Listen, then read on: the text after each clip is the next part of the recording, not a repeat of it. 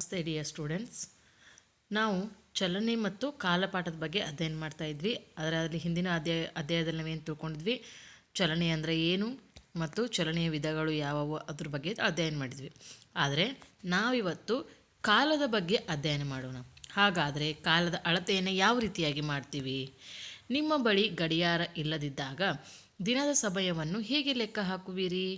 ನಮ್ಮ ಹಿರಿಯರು ಕೇವಲ ನೆರಳನ್ನು ನೋಡಿ ದಿನದ ಅಂದಾಜು ಸಮಯವನ್ನು ಹೇಗೆ ಹೇಳುತ್ತಿದ್ದಾರೆಂಬುದು ನಿಮಗೆ ಆಶ್ಚರ್ಯವೆನಿಸಿದೆಯೇ?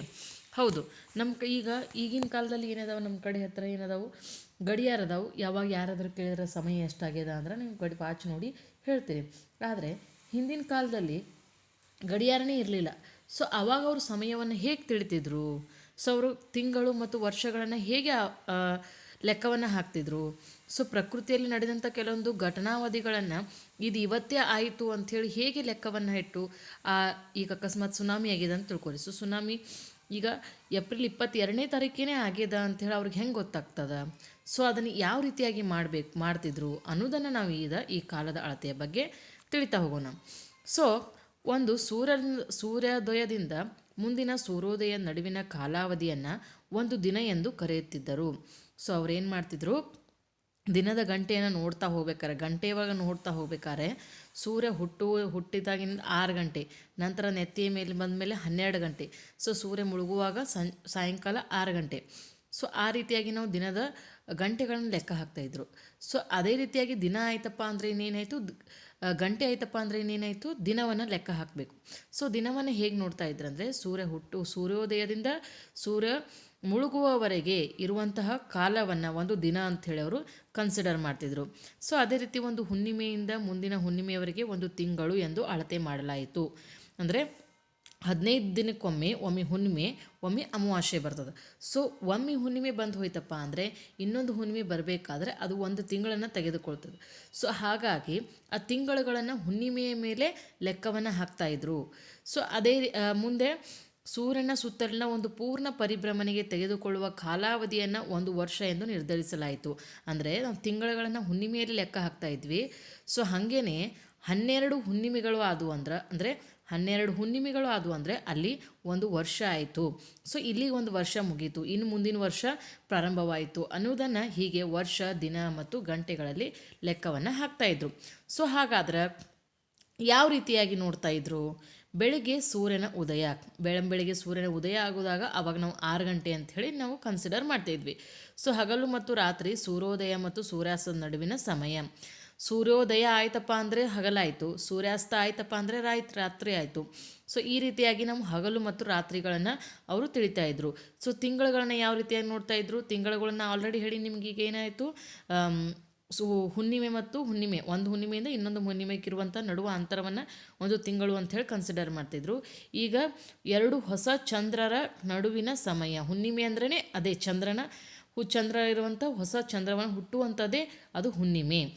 ಸೊ ಸೂರ್ಯನ ಸುತ್ತ ತನ್ನ ಒಂದು ಕಾಂತಿಯನ್ನು ಪರಿಪೂರ್ಣಗೊಳಿಸಲು ಭೂಮಿಯ ತೆಗೆದುಕೊಳ್ಳುವ ಸಮಯವನ್ನು ನಾವು ಏನಂತ ಕರಿತಿದ್ವಿ, 1 ವರ್ಷ ಅಂಥೇಳಿ ಕರಿತಿದ್ವಿ. ಸೊ ಇದರ ಬಗ್ಗೆ ಒಂದು ವಿಡಿಯೋ ಅದ, ಆ ವಿಡಿಯೋವನ್ನು ನೋಡ್ಕೊಂಬರೋಣ. गति, चाल और समय भाग 1। नमस्ते दोस्तों, क्या आप महसूस कर सकते हैं कि धरती घूम रही है पर आप तो वहीं खड़े हैं।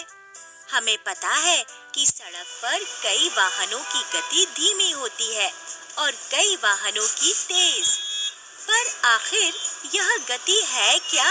आप सब जब सुबह उठते हैं, स्कूल जाते हैं, खाना खाते हैं, पढ़ते हैं, तो मेरी तरफ जरूर देखते हैं, है ना?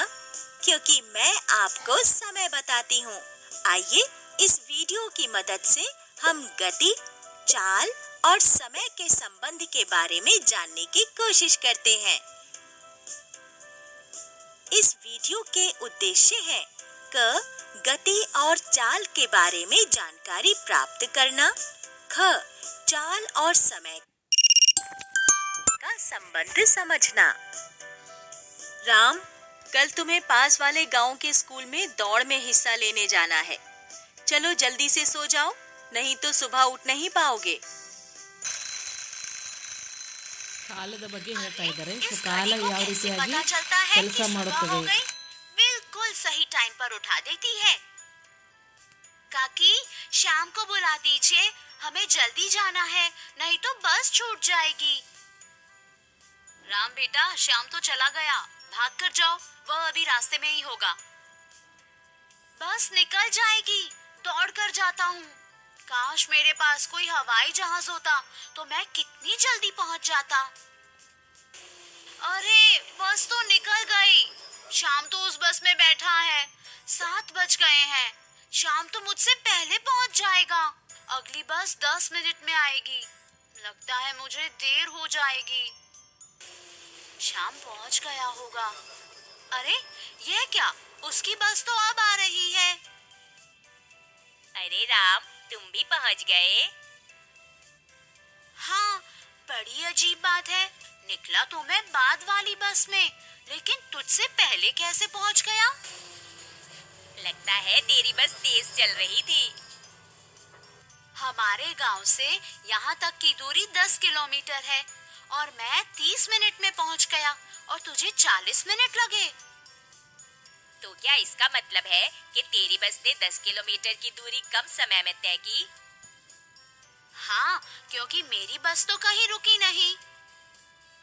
मेरी भी नहीं रुकी। दोस्तों, तेज चलने वाले वाहनों की चाल या स्पीड अधिक होती है। 2 या अधिक वस्तुओं में किसकी गति ज्यादा तेज है, यह जानने के लिए हम इनके द्वारा किसी एकांक समय में तय की गई दूरी जाननी होगी। इसका निर्णय करने में वस्तुओं द्वारा किसी दिए गए समय में चली गई दूरी हमारी सहायता करती है।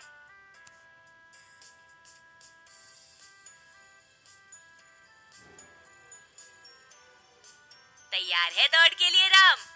चल देखते हैं कि कौन जीतता है। चलो बच्चों, मैं 3 से उल्टी गिनती करूंगा। 3, 2, 1।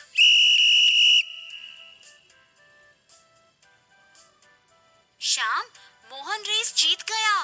तू और मैं दूसरे स्थान पर आए हैं। तो यानी कि तू और मैं समान स्पीड से भागे।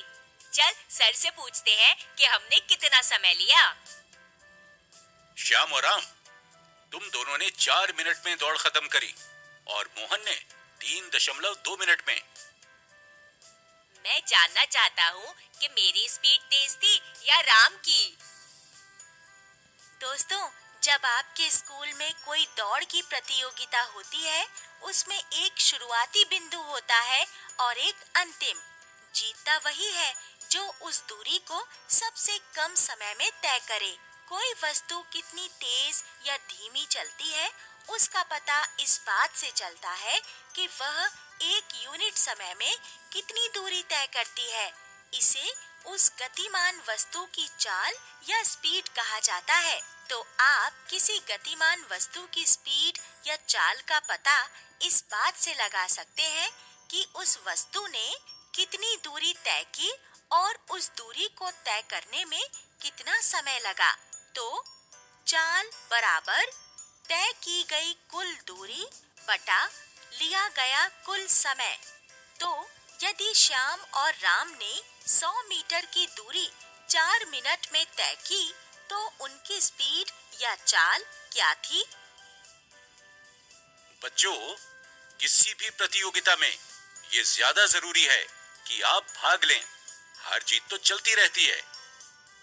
ಈ ರೀತಿಯಾಗಿ ನಾವು ನಿತ್ಯ ಜೀವನದಲ್ಲಿ ಏನು ಸಮಯದ ಬಗ್ಗೆ ಸಮಯವನ್ನು ತಿಳ್ಕೊತಾ ಹೋಗ್ತೀವಿ. ಸೊ ಮುಂದೆ ಗಡಿಯಾರಗಳ ಕಾರ್ಯ ಬಹಳಷ್ಟು ಸಂಕೀರ್ಣವಾದದ್ದು, ಆದರೆ ಇವುಗಳೆಲ್ಲ ಆವರ್ತಕ ಚಲನೆಯನ್ನು ಉಪಯೋಗಿಸಿಕೊಳ್ಳುತ್ತವೆ. ಸರಳ ಲೋಲಕದ ಚಲನೆ ಅತ್ಯಂತ ಪರಿಚಿತ ಆವರ್ತಕ ಚಲನೆ. ಅಂದರೆ ಗಡಿಯಾರ ಆವರ್ತಕ ಚಲನೆಯನ್ನು ಹೊಂದಿರ್ತದೆ. ಸೊ ಆವರ್ತಕ ಚಲನೆ ಅಂದರೆ ಏನಪ್ಪ ಅಂದರೆ, ಒಮ್ಮೆ ಪುನರಾವರ್ತಿತವಾಗುವಂಥ ಚಲನೆಯನ್ನು ನಾವು ಆವರ್ತಿತ ಚಲನೆ ಅಂತ ಕರಿತೀವಿ. ಸೊ ಅದೇ ರೀತಿಯಾಗಿ ನಮಗೆ 12 ಗಂಟೆ ಆಯ್ತಪ್ಪ ಅಂದರೆ ಮತ್ತು ಅದೇ ಚಲನೆಯನ್ನು ಹೊಂದಿ ಮತ್ತೆ 12 ಗಂಟೆ ಆಗ್ತದೆ. ಸೊ ಅದು ಪುನರಾವರ್ತನೆ ಆಗುವಂಥ ಚಲನೆಯನ್ನು ಆಗಿರುವ ಕಾರಣಕ್ಕಾಗಿ ಗಡಿಯಾರವನ್ನು ನಾವು ಏನಂತ ಕರಿತೀವಿ, ಆವರ್ತಕ ಚಲನೆ ಅಂಥೇಳಿ ಕರಿತೀವಿ. ಸೊ ಸರಳ ಲೋಲಕದ ಚಲನೆಯನ್ನು ಸಹ ನಾವು ಅತ್ಯಂತ ಪರಿಚಿತ ಆವರ್ತಕ ಚಲನೆ ಅಂಥೇಳಿ ಕರಿತೀವಿ. ಸೊ ಈಗ ಸರಳ ಲೋಲಕ ಅಂದರೆ ಯಾವ ರೀತಿಯಾಗಿರ್ತದೆ ಇಲ್ಲಿ ನೋಡ್ಬೋದು. ಸೊ ಸರಳ ಲೋಲಕ ಇಲ್ಲಿ ಒಂದದ. ಸೊ ಇಲ್ಲಿ ಈ ಚಲನೆ ಇಲ್ಲಿ ಹೋಗಿ ವಾಪಸ್ ಬರ್ತಿರ್ತದೆ, ಪುನರಾವರ್ತನೆ ಆಗ್ತಿರ್ತದೆ ಚಲನೆ. ಸೊ ಇಲ್ಲೇನು ನೋಡ್ರಿ, ಇಲ್ಲಿ ಸರಳ ಲೋಲಕದ, ಇಲ್ಲಿ ಹೋಗಿ ಚಲನೆಯೂ ಪುನರಾವರ್ತನೆ ಆಗ್ತಿರ್ತದೆ. ಸೊ ಈ ರೀತಿಯಾಗಿ ನಾವು ಏನು ಮಾಡ್ತೀವಿ, ಸರಳ ಲೋಲಕದ ಚಲನೆಯನ್ನು ಅಧ್ಯಯನ ಮಾಡ್ತೀವಿ. ಇಲ್ಲಿ ಒಂದು Simple pendulum is basically an object such as small metallic ball tied to a thread of 1 meter length and suspended freely from a non-moving stand. The metallic ball is called bob of the pendulum.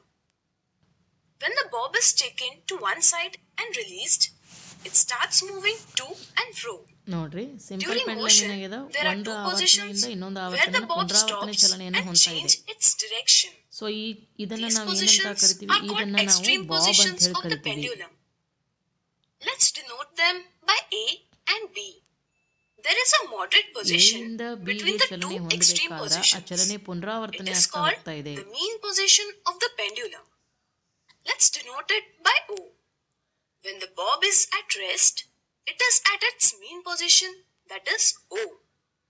The motion of bob, that is the motion of simple pendulum, repeats itself after certain time. Such motion is said to be periodic or oscillatory motion. The bob completes one oscillation when it moves from mean position, goes to one of the extreme position, and then to the other extreme position and returns to the mean position again. The time taken by the bob to complete one oscillation is called the time period of the pendulum. We measure the time period by measuring the time pendulum ಅಂದ್ರೆ required ಸರಳ to ಲೋಲಕ ಅಂತ complete ಹೇಳಿ an ಕರೀತಾರೆ oscillation ಕನ್ನಡದಲ್ಲಿ. from the extreme position. It is difficult to measure the time period in one go. Here is a method to measure the time period of the pendulum. Mark the mean position of the bob on the floor. Switch off the fans. Take a clock to measure time, preferably a stopwatch. Keeping the string taut, bring the bob to one side. Now release the bob and at the same time start the stopwatch. Go on counting the oscillations. Stop the stopwatch as soon as the pendulum completes the 20th oscillation. Make a table and enter the time taken to complete 20 oscillations. Take few readings performing similar activity and each reading. ಇಲ್ಲಿ ನಾವು ನೋಡ್ತಾ ಇರೋದೇನಪ್ಪ ಅಂದರೆ, Bob simple pendulum Bob ಏನಾಗ್ತಾ ಇದೆ, ಒಂದು ಸ್ಥಳದಿಂದ ಇನ್ನೊಂದು ಸ್ಥಳಕ್ಕೆ ಪುನರಾವರ್ತನೆ ಆಗ್ತಾ ಹೋಗ್ತಾ ಇದೆ. ಸೊ ಪುನರಾವರ್ತನೆ ಆಗ್ತಾ ಹೋಗ್ತಾ ಇದ್ದರೂ ಇಲ್ಲಿ ನಾವು ಅದೇ ಸಮಯಕ್ಕೆ ಏನು ಮಾಡ್ತಾ ಇದ್ವಿ, ಇಲ್ಲಿ ಸ್ಟಾಪ್ ವಾಚನ್ನು ತೆಗೆದುಕೊಂಡು ಟೈಮನ್ನು ಹಚ್ಚಿವಿ.